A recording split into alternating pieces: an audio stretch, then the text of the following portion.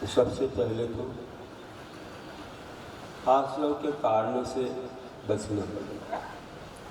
उन मिथ्या प्रवृत्ति विषय जो हैं, प्रमाद कसा योग इसके साथ हैं, वे आश्रव के कारण हैं। मिथ्यात्व में एकांत मिथ्यात्व,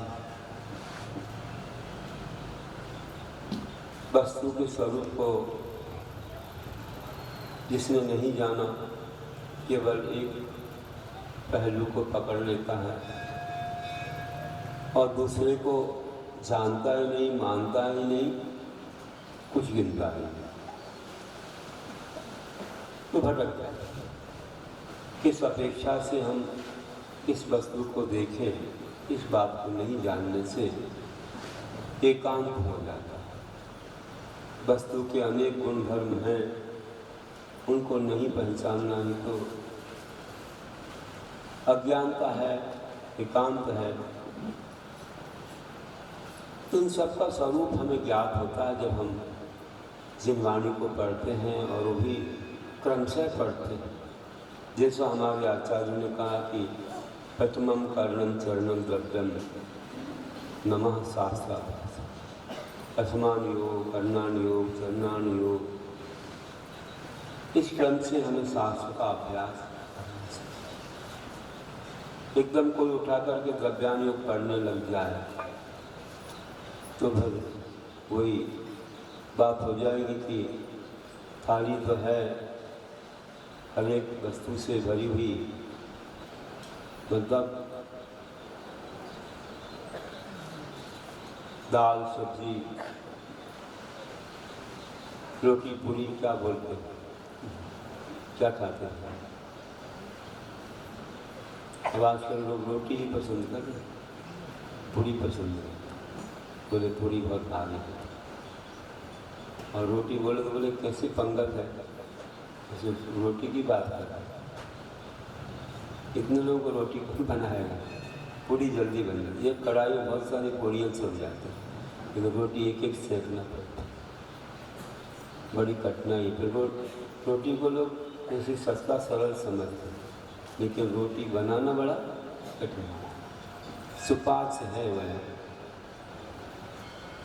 उसी से जीवन चलता है। वजनदार वस्तु से तो जीवन बीच में ही क्या हो जाए, समाप्त हो सकता है, बीच में ही गाड़ी बिगड़ सकती है।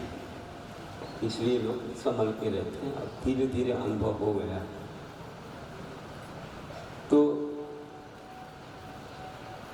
रसना इंद्रिय चाहती तो बहुत कुछ है, लेकिन अंदर में वैसी व्यवस्था नहीं है जैसी रसना चाहती है। अंदर की मशीन कमज़ोर है, मन की चाहना तो बहुत है, लेकिन तन वैसा नहीं है जैसा मन है। इसलिए तन के अनुरूप मन को बनाना पड़ता है।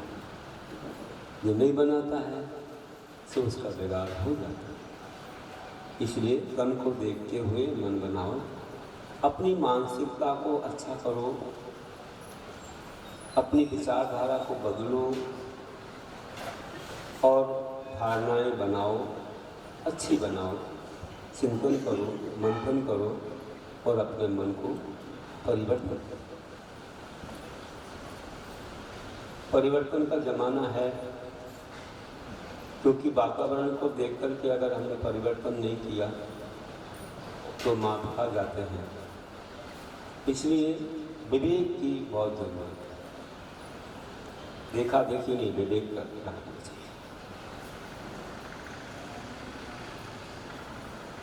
तो एकांत मिथ्यात्व मैंने समझाया था आपको, बहुत सारी बातें बताई।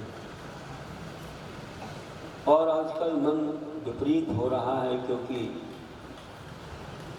उन्हें विश्वास दिलाने वाले, विश्वास कराने वाले, दिलाने वाले साधनों का अभाव सा हो गया है। हर जगह देवशास्त्र, गुरु और तत्व की बात नहीं मिलती है। इसलिए कुतत्व पर श्रद्धान हो जाता है।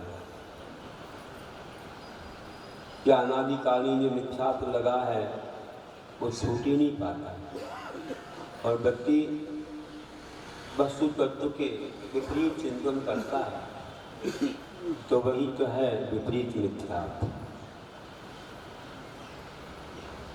मोक्ष होता है, कहीं से सुन लिया तो कैसे भी मोक्ष हो जाएगा, मोक्ष की परिभाषा नहीं मालूम। अरे मोक्ष कोई वस्तु नहीं है, मुक्ति का नाम ही मोक्ष है, न कोई स्थान है न कोई वस्तु है। ये मुचरली धातु से बना हुआ एक शब्द है जो संस्कृत में आती है।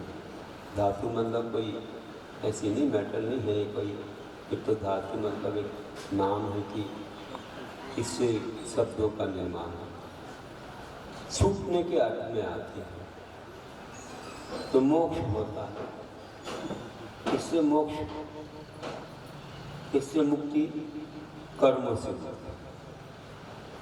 कर्मों से मुक्ति, कर्मों से मोक्ष या संसार से मोक्ष।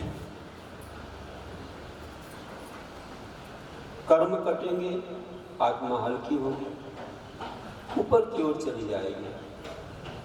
जब तक कर्म रहेंगे आत्मा बदनदार रहेगी, चारों गति 84 लाख योनि में भटकती है। आत्मा को हल्का ही नहीं, आत्मा को पूरा कर्मों से खाली करना, उसी का नाम होगा मोक्ष। केवल शरीर के छूटने से मोक्ष नहीं होता।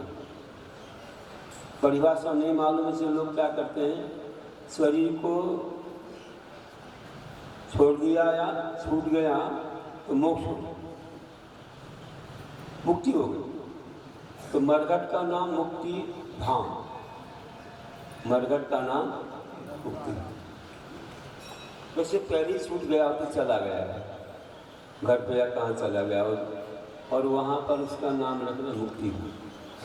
मुक्ति तो पहले हो गई, अगर शरीर से मुक्ति बोल रहे हो तो हो गई, मोक्ष भी हो गया।